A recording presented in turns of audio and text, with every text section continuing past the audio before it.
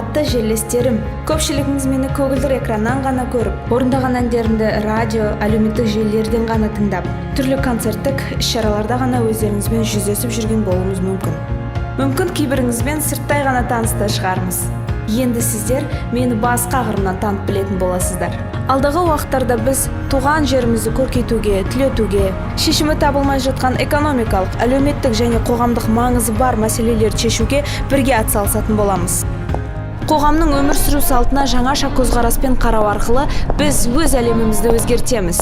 Алға қойған мақсаттарымен бөлісе отырып, жақыннан жылы қарым-қатынас орнату мақсатында сіздерге өзім жайлы осы бейнероликті ұсынуды жөн санадым. Әр іске жауапкершілікпен қарау бұл менің басты қасиетім. Сөзбен емес өзімді іспен дәлелдеуді бала күнімнен бойыма сіңіріп келемін. Жауапкершілікті өзім үшін ғана емес, елім үшін де арқалай алатынымды нық сеніммен айта аламын. Көптеген байқауларға өз қаражатыммен барып, отанымның дәрежесін өзге елдердің алдында төмендетпеу мақсатында жүлделі орындарды бағындыру үшін шыңдалып еңбек етуді үйрендім. Төзімділік пен табандылық менің сенімді серіктерім.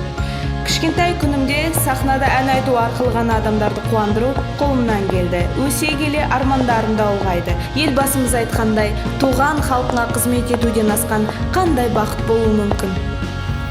12 жасында Голливудтан әлем чемпионы болып оралғанында ойланбастан үлкен қолдау көрсетіп, ауданның құрметті азамат атағын беріп, мерейімді асырған туған халқымның алдында мәңгілік қарыздармын.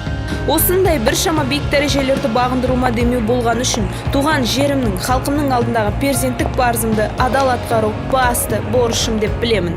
Праймеризге кандидат болып тіркелуіме осындай армандарым арқау болды.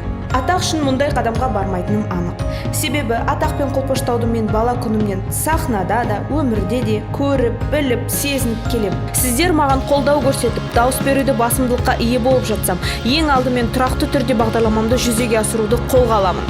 Олар жастардың негізгі проблемасына айналып отырған жұмыссыздық пен баспана мәселесі. Ауданда сапалы ауыз судың жоқтығы, көгілдір отынның жоқтығы және оның құрылысының өте баяу жылжуы, ұлттық тәрбие мәселесі, рухани тұрғыда ақсап жатқан мәдениет мәселелері, талантты жастарға жан-жақты қолдау көрсету, мүгедек, әлеуметтік жағынан тұрмысы төмен отбасыларға қолдау көрсету. Кейінгі ұрпаққа жақсы ісіміз бен ізімізді қалдыру бүгінгі күннен бастау алады. Кемел болашақ жастардың қолында. Барлықтарыңызды маған дауыс беруге шақырамын. Біз біргеміз. Сайлауда жүздескенше.